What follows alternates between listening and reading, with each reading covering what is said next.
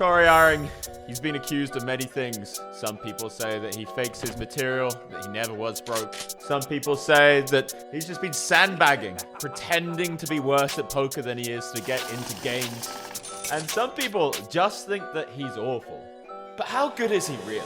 Now, I've done an episode on Cory, but this was a long time ago, and I actually know Cory pretty well. And I will tell you this, he is exactly what you see. He is one of the most, or at least he has been, one of the most discombobulated and disorganized and degenerate, that was perfect alliteration, people that I've ever come across. I'm done paying fees. And he's incredible. He's so good at content. He just has a knack for the art. And what I've noticed recently, he's actually started to take poker seriously. Editor, put in the comments here, you guys think that's definitely not true. Definitely not the case. So, I mean, I haven't watched too much of his content, but just from what I have seen, it does look a lot more legit. But now we're going to watch some long form, and I'm going to tell you the truth. And how good is he really? And is he for real? Let's look at it. By the way, I got bullied into getting a good webcam, and I actually even got like a tough love message from a really good content creator. Shout out to Branson Poker, where he was like, yo, your content's so good. I'm amazed that you get as many views as you do, given that the quality of the visuals is so bad. So I got a good webcam. Look at me in 4K. I'll work on the background. I've put a Buddha statue there, so you know I'm a spiritual guy. That's how that works. It was just like some random kitchenware before, so I mean, what are you gonna do?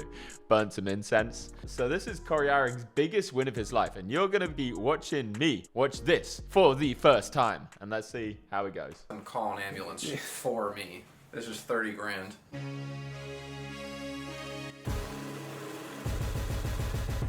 What's up? 2026 is upon us. I'm actually planning on making my own vlogs. Shout out to Abby. I should do an episode on Abby. What do you guys think about that? She's very, very funny. That's all I can tell from these things. Oh, I haven't done Frankie either. I haven't seen a single hand of Frankie apart from on Cory's videos as well. I gotta tell you, this funniest thing in my life happened to me 2 days ago. I booked a massage because my body was aching. Very long story short, literally the funniest and craziest thing happened in a long time. I didn't realize until halfway through that it was like a happy ending kind of place. And I'm You don't expect to get it in the city that I'm in. If you want to hear the full story, it is a crazy full story, but we're here to play poker. Let me know if you want to hear that. I still am dying laughing every day thinking about it. You could place your bets on whether you think I got the happy ending. All right, so we open 7-4 suited out of position because Cory is too rich to care anymore. Don't do this. 5 ways to a flop where I flop an open-ended straight draw. I think bluffing 5 ways on this texture is a catastrophe, so That's not too bad. You could bet tiny in this one. The problem is check calling's a bit more of a catastrophe. I'd probably just bet like $70 or something along these lines. Sometimes you get, was it 4 folds? And if you get like 1 call, then c'est la vie, just blast off, triple barrel. You should note, you can't double barrel on these boards because everybody and their aunt calls a pair and a straight draw for 2 streets and then they fold the 3rd street. You know, if you have 6, 7, 8, 7, pocket 5s, pocket 7s, 9, 7, 10, 9, 10, 8, 10, 6, you get the point. 6, 5, 8, 5, 9, 5. There's a billion combinations and they all go call flop, any size, completely inelastic. Google it if you don't know what that means. Call turn, completely inelastic, and then fold river if you go like 75%. It is one of the dream exploits. You're welcome. You just got that for free. If you don't understand it, replay it 16 times until you do. I think that's $400. Raver calls, and I don't think this is a fold now. we're getting folds if we raise, so I call. The 3. Okay, Cory not contemplating what is the best option, which is fold. The problem with your naked 7-4 is that if anybody else has a 7, you're getting like anti-free rolled. You're getting free rolled, I mean. Because if they have like 6, 7, 9, 7 pocket set, like, you feel me. They have the same straight draw as you. We're going to see a turn card, which is the 3 of spades. It gives us even more outs. We turn a flush draw. It's a really... Oh no, you're going to have to lead shove now? I kind of dig lead shove. It's not going to work in this exact situation, but you can kind of represent that you've got like 10s or something along these lines and you're just trying to clear your equity. Like, if you can represent something, it doesn't really matter. And you might just get like a fold from 8-7 and a fold from Jack 10 every now and again. But yeah, I don't think there's any other option. Appealing 7 high. I check.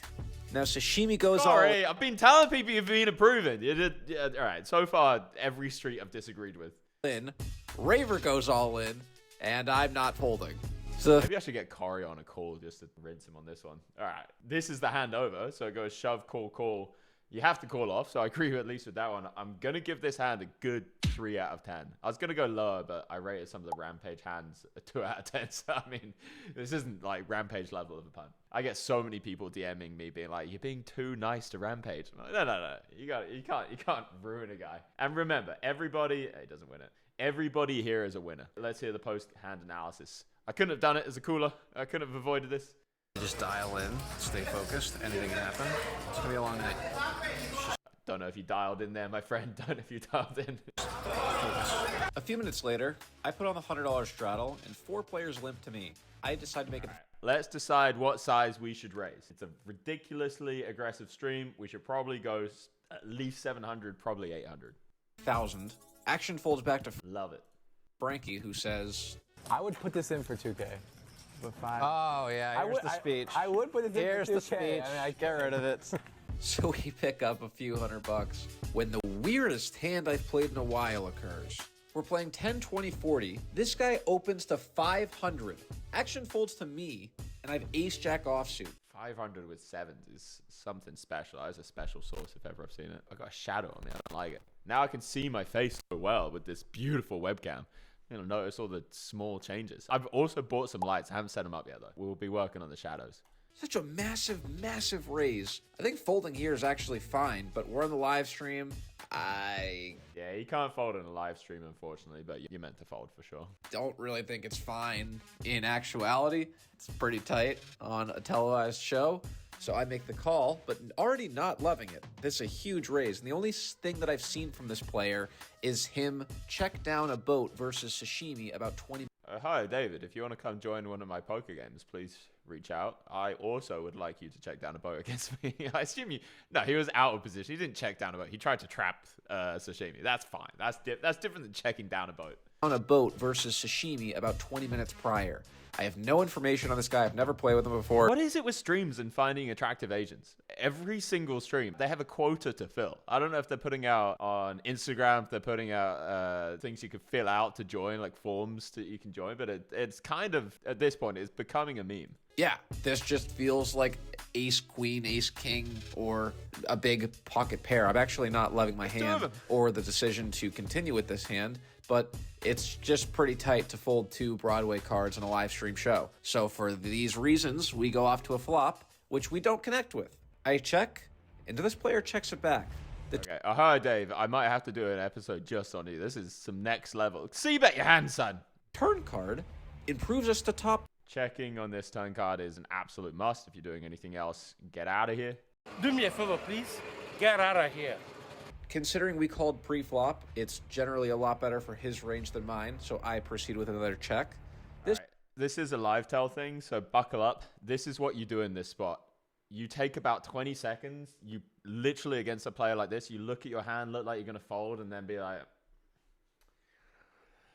Fine. And you just look like you've just talked yourself into calling one, because obviously if they have you beat, they have you beat. But if they're bluffing, it increases the chance they're going to bluff like 2-fold. It's 3-fold. It really is such a big thing. It obviously doesn't work against certain types of players, and I'm going to be a little bit, you know, obviously hi, David isn't a professional. Maybe it wouldn't work against a more veteran player. By the way, the sizing now rules out pocket kings. So the only hand we're worried about now is ace queen. I think raising is out of the question. We fold out all of his bluffs or worse hands and only get called by better. So I make the call. And the river card is an offsuit 10. I check a third time. Now this player puts me all in for 2x the pot. I kind of wish I couldn't see the cards, because now you're not going to believe me, but this feels so bluffy. Feels so bluffy, because on the flop, he's not saying he's got a strong hand. On the turn, he's not saying he's got a strong hand. And suddenly on the river, he's saying he's got a super strong hand. This is queen jack or maybe ace 10, but ace 10 really never shoves. People just find a different size to ace 10. So it can be queen jack, or it can just be a bluff. And queen jack usually bets the flop. So this feels so bluffy. It's hard to find an actual bluff given he went so big pre-flop. But it feels bluffy. I hope Cory can find the call here. Given that it's the biggest win of his life, I assume he probably does. It's definitely not easy if you're thinking about the right things, but I think you should come to that conclusion. Let's see what his thought process is. Maybe it'll match mine. By the way, if you feel like you can play against other poker players at the highest level and you feel like you want me to invest in you, no risk on your side for $5,000. I'm actually doing 10 of these $5,000 giveaways where I will be investing in you and we'll be splitting the profits. Link is in the description if you want to hear more about this. It's probably the best promotion I've ever done. Trapping, or if he's like, whoa, what the fuck? Over $4,000, and my goodness, this is quite the odd bet. We're obviously losing to ace king, ace queen, ace 10, pocket 10s, king 10, pocket deuces, ace deuce, ace 6. All right, we're just naming hands that can beat us now, Cory. Come on, son. Hopefully the next sentence is none of them will play it like this. I don't know.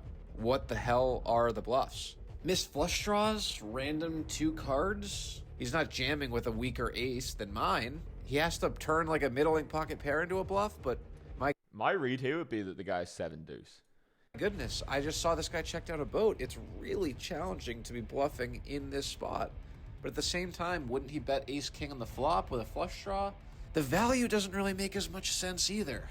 Yeah, so this is what I thought was happening. Cory actually is having a very good range analysis in this spot. The 7-4, okay, it was a difficult hand to play. This one is a lot more simple in terms of range analysis, and I thought Cory was probably just saying stuff to be entertaining for the people at home, spelling things out. But really, he is thinking on a higher level than he was talking. You'd expect a bet from 6s, deuces, king X, pocket 10s even, ace 10, especially with flush draws. I don't know. We block the straight, we block top pair, we block 2 pair. We have kind of the perfect hand to call, but it is a weird, uncomfortable spot. It's just kind of confusing. Well, I'm getting a call. And speaking of, I call. Thankfully, he has That's a nice way to put in a blooper. pocket 7s. Really interesting hand. We're up a few thousand. Feels great. Still very... All right, I'll rate that hand. Pre-flop was fine because he's on a stream. Flop good, turn good, river good. Oh yeah. All right, and I think the thought process was absolutely perfect the entire way. We're going to give this hand a 10 out of 10. Congratulations, Cory. You've made up for the 7-4. early and anything can happen. We introduce the progressive bounty. This is where things get spicy always. Raver has won 2 consecutive hands, so he's going for the 3rd button. And the rest of the table, we are trying to play defense. He raises the 500. 3 of us make the call. We go 4 ways to... Cory, you're not squeezing the ace-2 suited when one guy is playing for the bounty and raises 500. We're not squeezing the ace... Oh, wait, it can move my stupid fat face. Gorgeous webcam and shadow on the face. Not squeezing here is a little bit criminal. Bad boy. I mean, you can probably just shove if you're worried about him doing anything. This is very likely going to be a profitable shove, but at the very least, squeeze. Because this guy is just going to have like 70% of hands probably. Bad boy. flop of Jack 4-3. I have ace deuce of hearts, so I have a gut shot. David bets $600. Frankie folds. I make the... Folding 5s there is also kind of criminal. Frank, maybe we need to do an episode on Frankie. Have a good tough talking to. call, and Raver does as well. The 3 of us go off to a turn, which... Bing! Hello, the greatest turn. Yo, this is what I need in my videos. I need more funny voices. That's how Cory's so good at this. I gotta bring the funny voices. Oh, he's got it the straight. He has. Opening a dire deck, thank you very much. Action checks to me. I about 1,500. 1500's too small. It's one of these pair and straight draw boards again. Your opponents are going to be relatively inelastic with a jack and with a pair and a straight draw. So you got to size up. You got to bet like 3K here. I think that's really, really bad play, especially because Raver's getting the incentive for the extra bounties. Big markdown for this one. Your hand's pretty vulnerable to pair and straight draws. To me, I about 1,500. Raver calls, but David gets out of the way. The River card is an offsuit king. Raver checks, and I mean, I think we have one option. We do not have one option here at all. So Raver very often has one of these kind of pair and straight draw hands. Very likely he would have played a jack differently, either shoving the turn or betting the turn or whatever. Betting the flop as well. So you're really just trying to get a call from a weaker 1 pair. And if he has somehow rivered 2 pair or whatever, then you're going to get raised anyway. So I think the play here is to go like something like 1,700 and hope maybe he spaz shoves as a bluff anyway, just randomly. It's his Blocker. You know, oh, I got to do funny voices. Blocker. I can see that working for views. Let me know if you like Funny voices. Maybe I overestimate the maturity of my audience a little bit. When I do coaching, I do funny voice a lot. So maybe he's going to think blocker and then just Shove it in your face anyway, because a lot of people do that. do. Yeah, I think 1700 is very finesse here. Option here. All in. What do you say, check? I heard check. He does have two I almost markers. got there. I bet that joke's hilarious the first 18 times you hear it. Oh, yeah. Backdoor? Yeah. Yeah. We take it. Let's see a flop. Every gambler's favorite line. Yeah, so I'm going to have to rate that hand pretty far down. Pre-flop, turn, and river. I'll give it a 4.5 out of 10 because, you know, he had a good thought process behind it. I think he just lacked quite a lot of finesse there. Fair. You learned to fold. What do you need? A king. 3-bet from Cory. So with 3-bet king jack suited, what size? 800 from 120 against the guy that's probably going to be calling any size, any hand. So I love the sizing here. Favorite line. Seems fair. You learned to fold. What do you need? A king. 3-bet from Cory. It's a nice flop. Oh, this is going to be action. They're deep. 7 to 1. SPR. Because there's no. Why so much? He's bet 600s because there's no king. 10 out of 10 table talk from both players. King. He's getting the odds on his call here. I like it a lot.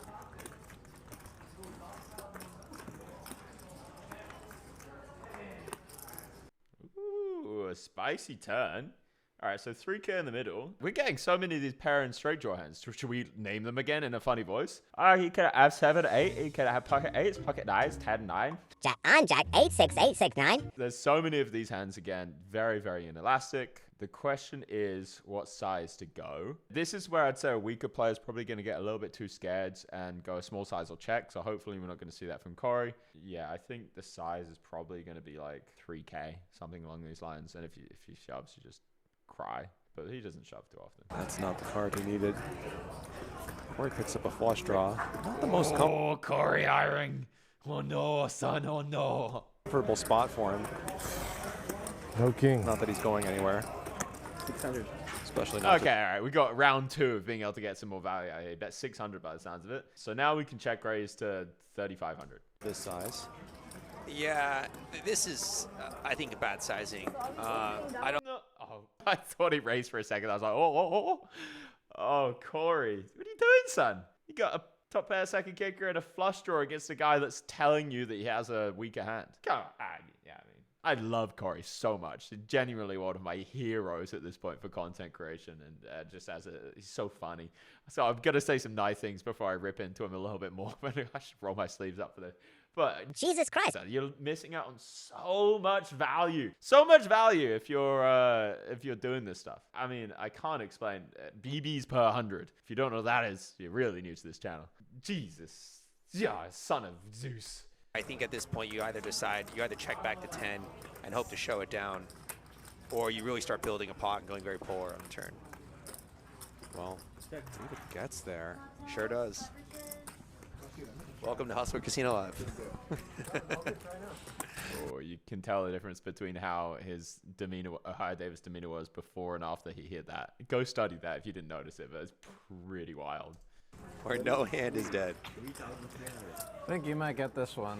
It's a bad run out. Yeah, when somebody bets small on the turn like this, he's saying he's got at least some part of the board. So now when he bets the river big, it's hard to be bluffing because most of the one pairs will just check behind and try and beat ace king, ace queen. So this is the value all day, every day. Yeah, it's an easy one to fold. He's going to have all this 8-7, 8-6, 8-10, ace-8. I could see him value betting 2 pair here as well. Yeah, that's a good point. It's just, you just got to let it go.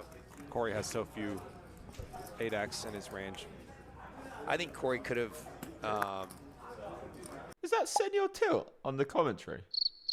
I heard a wild Senor Tilt story. I was actually not even playing. I decided to sit out, but I was witnessing JRB's private game. Yeah, heard a really not cool Senor Tilt story. If you want me to tell that, it's not probably the time and place for it, but I can tell it if you want to hear it. planning my own private game as well in Cyprus. Shout out if you want to come play in some high stakes private games later this year. Situated in Cyprus and hosted by yourself, yours truly, not yourself. Shout out. Let me know over Instagram. Sized bigger on the flop. On the turn, I would have check raised there. It's a nice turn. Nice. All right. The turn really marks you down. I'm going to give it a 6 out of 10. Pre-flop, good sizing. Flop, good sizing. Turn, terrible ×2. And river, great. Never got to the bottom of that. Yeah, another spot where I would check raise the 6-4 suited here. What? Check raise the 6-4 suited? Senor Tilt, if you haven't seen, by the way, is the guy that said I had brain dead commentary and I made a funny response video. You are the quintessential definition of money can't buy class.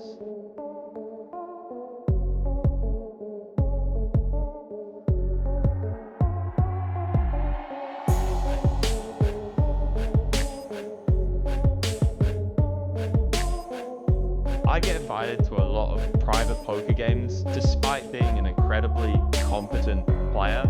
You get invited to all of these different poker games at the highest levels, at the highest stakes, despite your personality. The guy that said I had brain dead commentary just said this is another spot that you should be check raising the 6-4 suited. I'm gonna do the maths, just 1 second.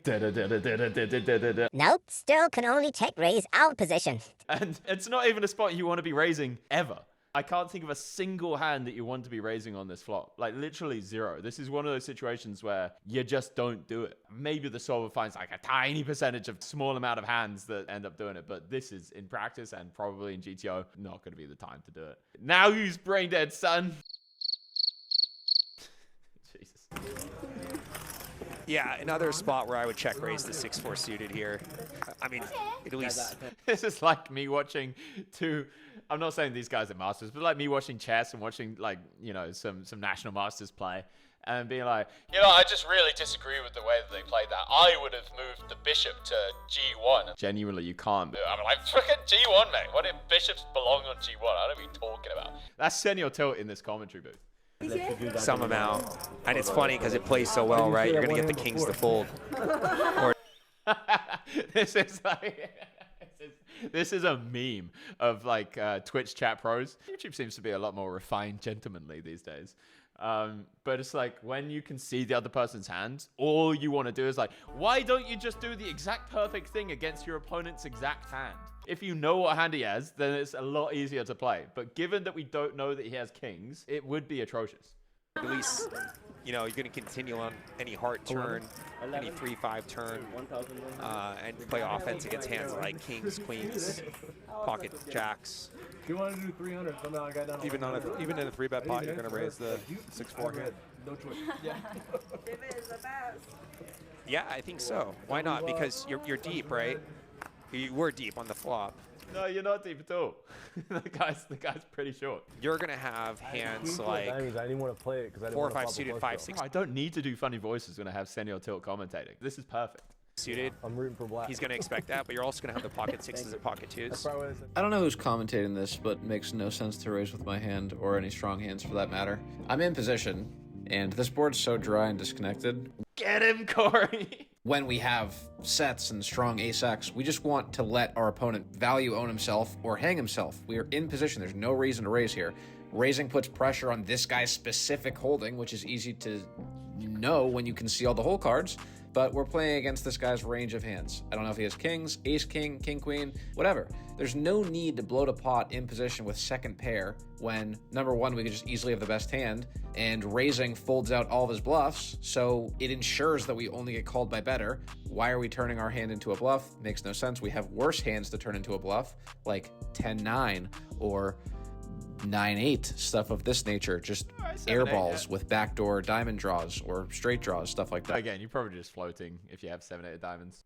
And we have better hands that want to bloat a pot on later streets like 6s or 2s, ace 6, ace deuce. When our opponent keeps betting on the turn, it's very hard to continue with our specific holding. We'll have better hands, and even if our opponent is bluffing, he might be bluffing with the best hand, like pocket 7s or pocket 8s. In this particular instance, that seems to be what he's doing. I'm not sure if he's betting for value or bluffing with kings, but Oh, come on. That's rude. That's one of the most critical and harsh things you can say to a poker player. I don't know if you were bluffing or not. That is essentially whispering, I think you're shit. No, the guy's kind of like value betting to try and get a cheap showdown. Hopefully you guys check on the river. I don't hate it on the turn with kings. I don't like it, but I don't hate it. And, you know, you can argue that you could represent the diamond on the turn too, because you're going to have more suited, you're going to have more diamond, you know, suited type hands that he's going to have. He's going to have a lot. I'm going to try and replay that word for word. You can make an argument to say that you can... It's a little bit more nasally than that, but I don't have that in me. You can make an argument to say that... Really, the thing I heard about Senor Tilt was so egregious, I feel much more justified in ripping into this guy now. Really, you can make an argument to say that you can represent the diamonds on the turn because you can... By the way, representing diamonds on the turn when you turn a flush draw doesn't make any sense because you're going to have more suited hands. No, he said it even more egregious than that. Like someone like Jungle Man played me heads up. Like even with his edge, the rake makes it unbeatable. But if you played this specific guy, he can still win. Right. But there's all sorts of like stuff going on. 777. A lot of talk about. I've been messaged about this a couple of times. I agree. Queen.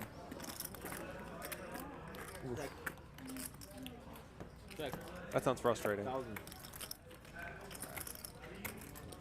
But if you're a pro, you probably just grit your teeth and bear it. That's right. Yeah, there's not much. I mean, this. I don't know where this guy came from or what his story is. I have one of these. So. It reminds me a lot. I mean, you always hear these stories. It's like it happens once a year in the high stakes world. Like, you know, I don't want to drop names here, but there was a guy, you can look this story up, who showed up to a Triton Montenegro event. Actually, yeah, I'll let you comment on the hand. Let's see if Chief wants to do something with the turn draw this time. No, he checks back. Check. This is like my favorite kind of turn, and you've seen me do this a lot. I've seen you commentate on it to kind of bluff. This hand was 10 out of 10. I don't know if you guys were like hate listening to Senor Tilt, or maybe genuinely listening to Senor Tilt's story, or if you're watching the hand, but it was a 10 out of 10. It was a perfect hand. Easy hand to play, but perfect hand. $. This is just bad. In all honesty, I'm giving action to David. I'm just giving him a little bit of action.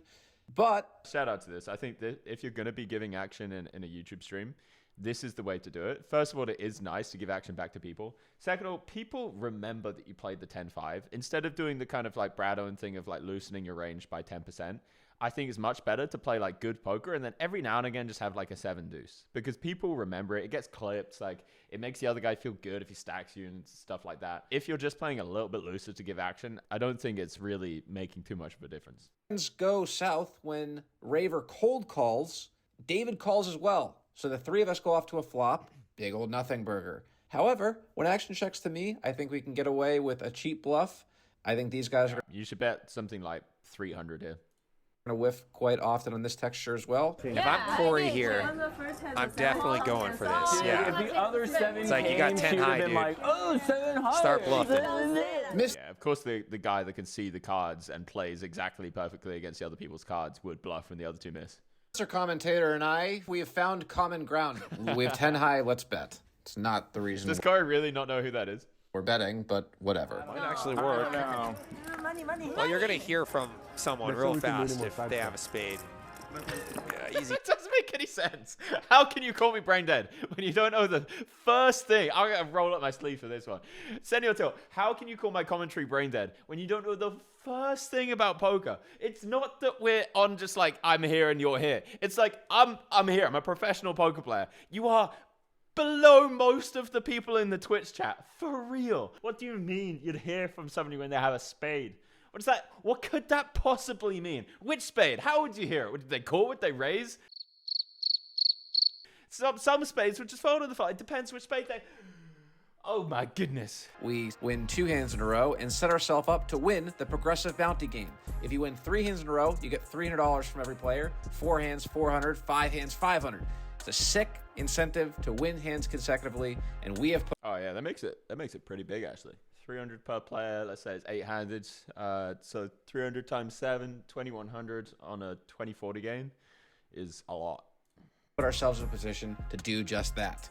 So this next shuffle, it's very important that we win as I pick up 8-5 off. Interesting enough, I haven't played this before, but it would make your big blind, small blind, and button very valuable because you're much more likely to win hands there. So if you like get the under the gun win, like if you win a hand from under the gun, suddenly you have like a really good shot at being able to win it. Shoot. If you get more buttons. Yeah, if you get the 3 buttons, it pays 200, and then 5 buttons pays 400. Oh, it also makes short stacking like extremely valuable if you just do a bunch of shoving. A button or Well, that's interesting. We've never done that. Oh boy. So, okay, let me explain what he's saying. Wait, what's going on? He made it 5. I called. It's on Jose. Josue. Who don't have the Button. Come on. Yeah. Ooh, Jose, what are you doing? I feel like there's some reason he's there that, man, somebody let me know. If he's just a normal player, that's terrible. But I feel like he like won a thing. Somebody tell me. Shove all in there, Jose. Yeah. I think Raver may have a point there. Call. Otherwise, you get 1 button and there's no reason to try anymore. You want me to join? Do I want you to join? No. I would never want to see you Jose not in stacks the just pot. $600. Yeah, if he's already got 2 buttons and he can win 2100, probably a good call unless the table's very squeeze happy with 8-5 offsuit. No more. You know, I remember when I was 21 and I was so broke and I can't even imagine, and I was terrible at poker.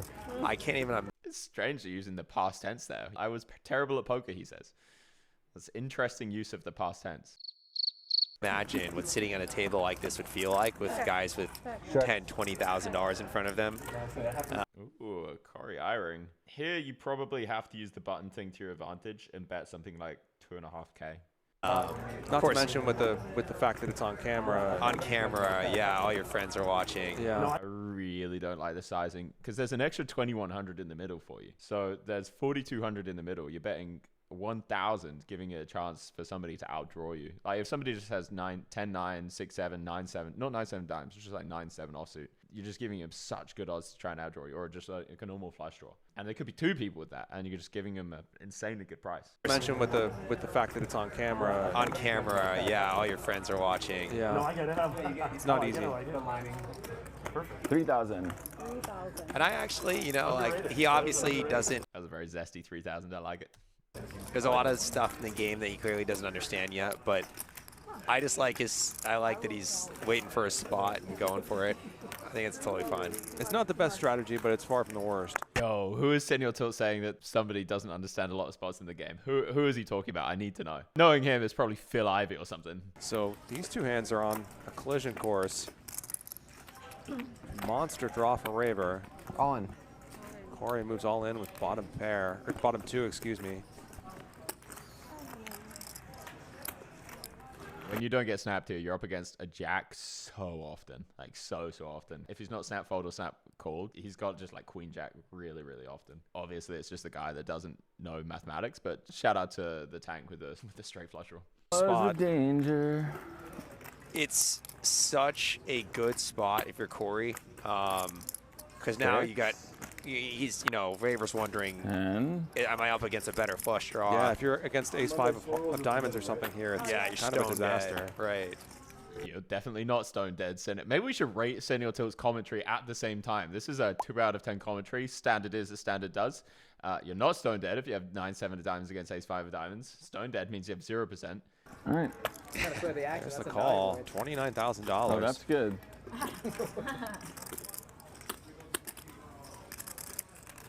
What are we trading?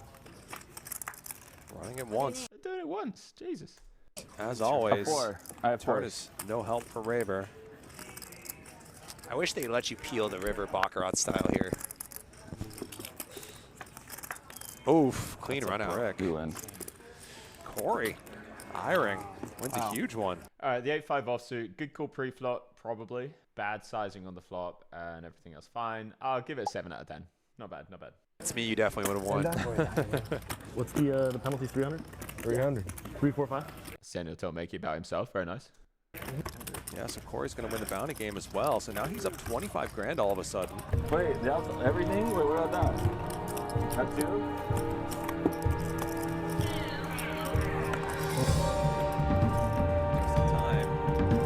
Three offsuit so lame. All right, so it's 2,800 out there. You got it. You got a call. Maybe squeeze, but probably squeeze actually. Probably squeeze. Does he know how to? Does he know what to do with them though? Nice. Wow. This is a pretty easy one, which he gets right. There we go. Cory's There got we 3 go. markers, so he's chasing bounty glory here. Praying for ace king because it's the tight guy. And it creates a great spot for Senor Tilt's man, Jose. This is a big sweat for you.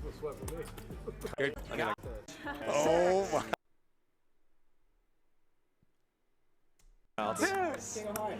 Hit a deuce now, as well as a 6. See a picture. See a picture. Picture. Oh, it's coming, isn't it? Oh my goodness. You see the energy. Cory's like, yeah. The other guy's like, that's manifestation in reality, my friends. Oh my goodness. You just took Jose's last bullet. Well, Senor C is just as unlucky in HCL as Senor. Wow. I am glad that this is on televised poker. Ryan Feldman, we will be having words after this. Oh, they gave him some chips to play with. That's cool. That is unbelievable. We're going for the 5th bounty. Got it. Straddle. For those of you who don't know what's going on here, Jose is a 21-year-old from Modesto, California. Parents are immigrants from Mexico. He's a computer science major at Berkeley. First kid in his family to go to college. Really good dude. By the way, we bought in Tuck as well, just for fun, and these guys have not been running good. I just want to call, Charlie, I just want to call attention to something. No, when you're right, you're right.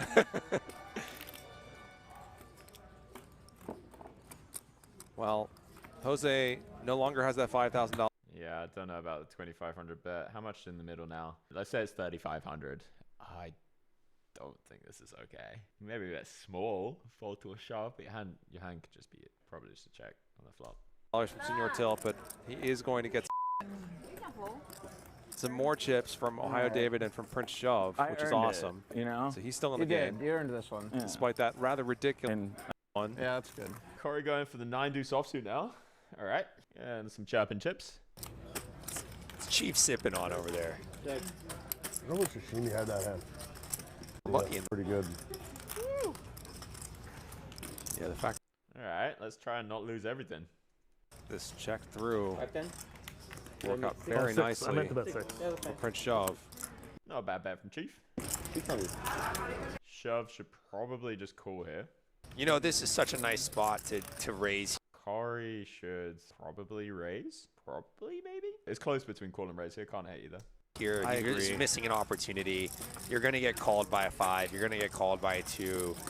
You have the ace of diamonds, which is the bluff card that would be used in this spot. It's just... Yeah. Well, we agree on that one, but this Shove might end up making more money by just calling in this particular spot.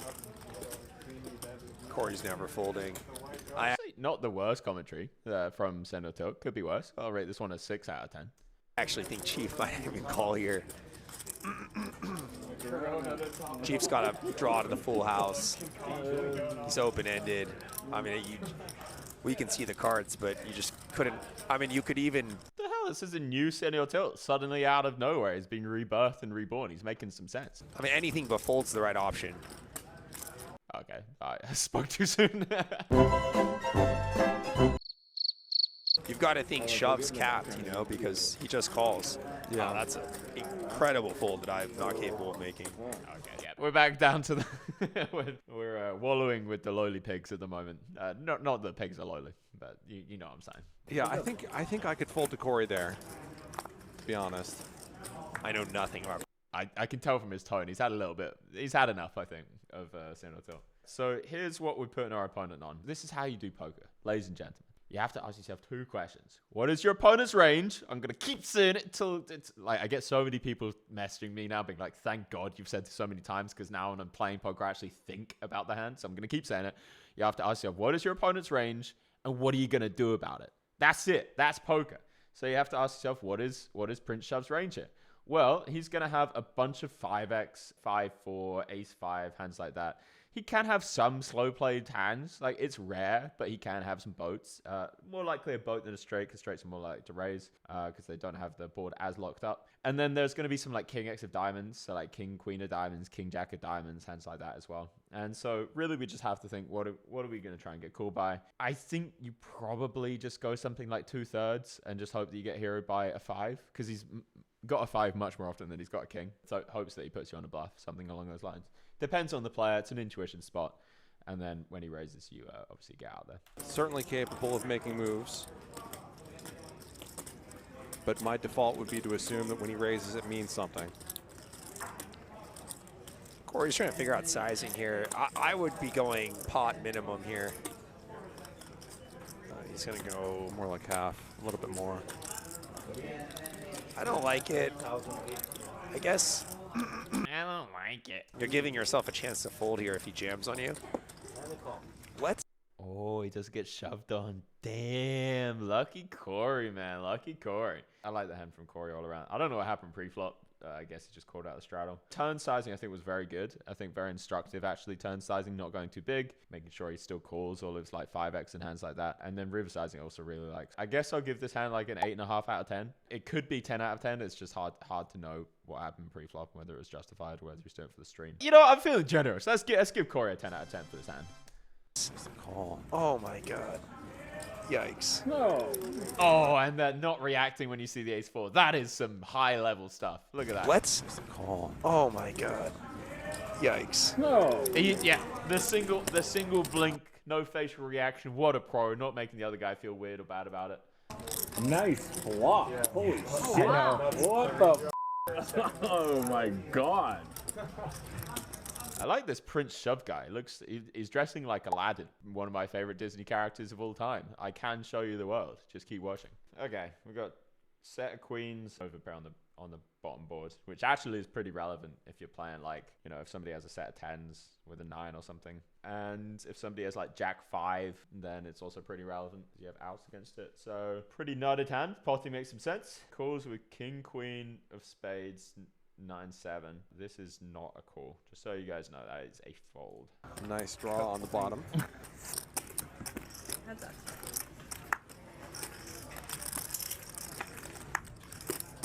All right, so let's think about this. You have to think pretty carefully. So you lose to king jack, which can definitely be in there. You lose to pocket aces, which probably isn't in there unless it has, well, I guess it does have spades pretty often anyway. So you lose to aces with spades, and you still beat a lot of stuff. I'm gonna say you're probably meant to shove here. I think shove is the answer, because I don't think you can fold if he shoves. So I think shove just to get him off some draws is the right answer. Close, but I'm pretty sure it's a shove. Mad Dog with less than pot behind. Can't fault him for checking. It's just such a scary turn. It sucks. It's like close to being a fold. Probably just wants to see a river. No? Okay, he's going to jam. Yeah, now you kind of have to call off. If he folds this, I'm not going to hate it. If he calls, I think it's correct. I think that's just all in, basically. 42. Excuse me. 42. Yeah, you have to call. You have to call. This is why you shove in the first place. You should also never have to tank here, because if you've checked the turn, it means that you're going to be folding the turn, because shove's better than check calling. Wow. He gets Cory to fold. Yeah, all right. It's a pillow hand. Not gonna rinse him too bad. I think it's bad. Okay, so we've raised king 4. We have a button here. Don't know what this 1 means. Somebody let me know. We've hit very powerful boards.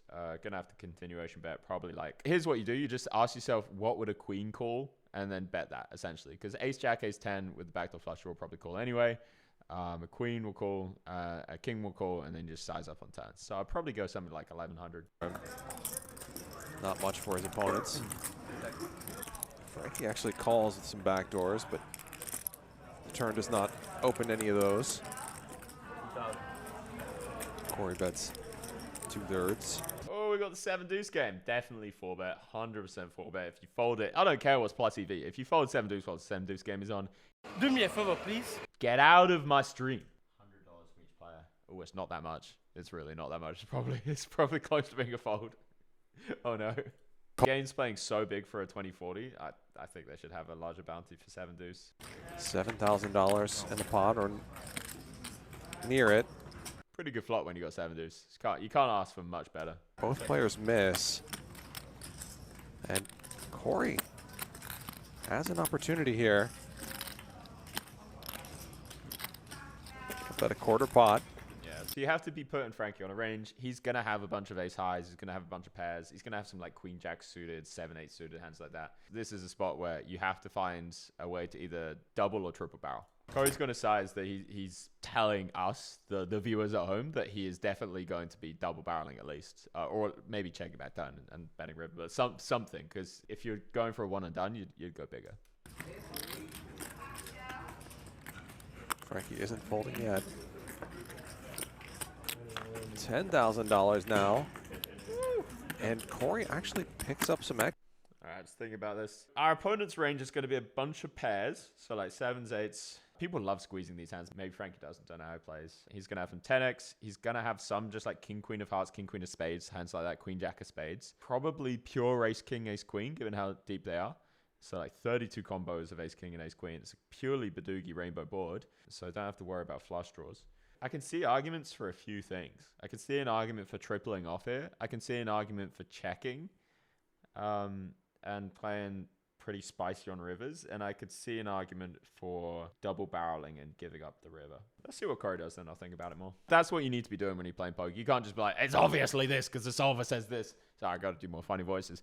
It's obviously this because the solver says that. Genuinely is what GTO players sound like. It's not solved. You're playing against another human being. Nobody knows what the correct answer is. So you have to consider like option A, option B, option C, option D, or depending on how many good options you can think of in that moment. And then compare and contrast. So you got multiple hypotheses and you come up with a conclusion. That's how poker works. Should be working. And I don't think you can really get to this point in the hand with 7 high and not, well, he's cool. I like it. I like it. I'll tell you why I like this. Because this is the antithesis to Rampage.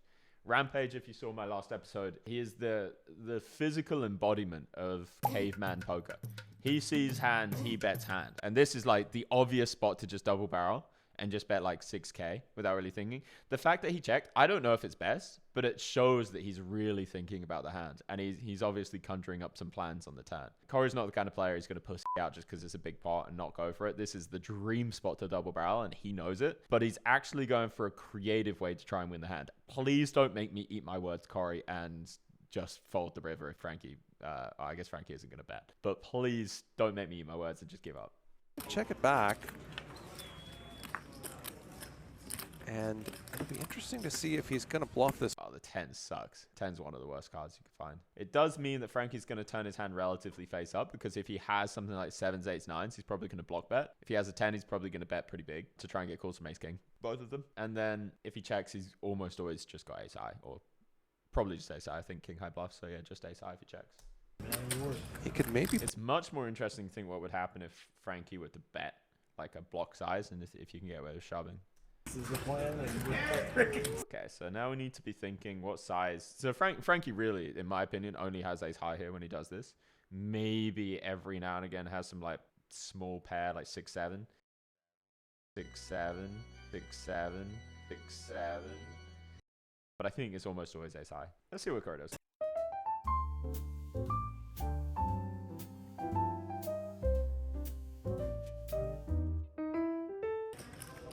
There's just that little bit of propensity for some kind of weirdness at the end of the stream, especially with the 7 deuce game on. Oh, damn. I was thinking maybe go small. Oh, this is sexy. Cory Eyring. This is a new Cory because this takes some balls to play. I know it seems like it would take more balls to go big, but actually to give somebody a fantastic price when you have 7 high in a huge pot, it takes a lot of cojones to play it. A lot of minerals, as they say in England. And it makes some sense because what are you representing here? You're representing something like a 6, maybe something like pocket 9s if that decides to 4-bet pre, pocket 8s if that decides to 4-bet pre. I don't know. Some people Rampage does this. It's probably 6-bet 9s pre. Or sure. Maybe he has like ace-5 or something along these lines as well. That's going for some really thin, juicy value, which would make a lot of sense if you put your opponent on ace-high. And that is like majority of your betting range here. Like you can obviously have some 10x. You can have some like, you know, 10-9, 10-8 that decide to 4-bet pre, or you can maybe have something like jacks that decide to check back the turn as well. But a lot of your hands, they're really these kind of like weaker holdings that would actually want to go this side. And it looks so valuey.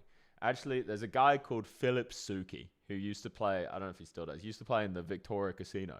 And I watched him do this once where he just like bluffed a quarter pot all the time. And I'd watch it and be like, Suki, can you really get away with this? He was like, don't tell anyone. But yeah, I feel like it's long. If this was long ago enough that this is probably fine to say. Sorry, Philip Suki, if I'm like blasting your joint wide open right now. But I started using it. It's just so good. Until you run again into like GTO players like Doug Polk, where it's like, oh, good pot odds, so cool, because I'm at this part of my range, then you just get obliterated. But when you're playing against these types of thinking like exploit players, they're kind of like half GTO, half exploit, or they want to be GTO, but they're still, people just see this and they see it as a value bet. So you can really get away with a lot of very cheap bluffs. And here's a secret about poker, which I hate to give away because it's so valuable. So much of poker, when you're playing at low stakes, or if you're playing in private games at the highest stakes in the world, is about finding ways, creative ways to play big pots with big hands and small pots with small hands. And that includes the bluffs. The small pots with bluffs, if you find a creative way to bluff and not lose 300 big blinds by tripling it off, and you check back flop, check back turn, and bet river small, and then you play really big pots with the big hands and don't balance at all. In these private games, I've seen somebody go from a big loser to like a big winner, like 3 sessions into my coaching, just from learning how to implement this intelligently. By the way, if you're looking to get coached in private games, I don't have too much room for new students, but I do coach high stakes private games. Small bet from Cory, and I think facing this small sizing, we're going to see a call from Frankie. Social security. You asked for that the first time I don't know about that commentator. I would bet he folds. Yeah. Even though this does look like a value line. Wow. Pay up. 7 deuce. Frankie folds. You never expect to see the 7 deuce there. You expect to maybe see like the king queen of spades. You never expect to see the 7 deuce there because it checked the turn. God, it's a sexy hand. I'm going to give this hand a 10 out of 10. You have to go pre-flop because it's a stream game. Doesn't matter what the bounty is. It could be a $1 bounty. You still have to play it. Flop sizing good. Turn check, I think, very sexy. River bet, I think, yeah, extremely good. This made up for a lot of the past plays. I know it doesn't look that extreme and extraordinary, but I'm telling you, the fact that he played that hand like that, he's thinking on a higher level than he used to, and he's a lot more brave about these hands than he used to. I think that was the last one as well. So he ended up, I guess he was in for 5K. 30K in the black. Don't know why we call it the black. So how good is he really? And let me also clarify, a lot of people have been saying that he's faking his videos. He's not. He really is not. Maybe he, exaggerates some things here and there just for content and to make it a better story. But really, when he's saying he's putting his net worth on the line, he's putting his net worth on the line. But he's an intelligent guy. I've spoken to him about his life, and I've just like checked in with him every now and again. I've just been like, hey, you have like a backup plan if your roulette spin goes badly and stuff like that. He's a little bit of a messy person when it comes to some things, but he really does have a good head on his shoulders. And also he's just a very decent guy, like a very, very good and honest person. So I'm literally always rooting for him to win. I love his content. I think it's fantastic. And it looks like he's getting significantly better at poker. Still not the best, he's still got a long way to go, as this video did show. But really, you can tell he's been studying. You can tell he's just been thinking about the game more methodically instead of just kind of blasting off, being one of these like new age punty people like Rampage. Those types of people that could be very like punty and like, oh, lost all my money again, ha ha ha ha, but they're just crushing in revenue and sponsorships and stuff like that. It looks like Cory's not going down that route, and I really, really appreciate that. He's going to get invited to games anyway because of his audience. He doesn't need to just blast off everything all the time. So shout out to Cory. He's going to be placed here now. I would like to see him over time gradually improve. Maybe I'll come back to him in about a year's time. Beautiful people. Let me know who you want to see next. Check out the sponsorship for 50K that I'm putting into my community. If you think that you can beat these types of people and you want to be staked for $5,000, go check out the link in the description. It's risk-free on your end, and I'm putting in the money. All right, all the best, beautiful people. Peace.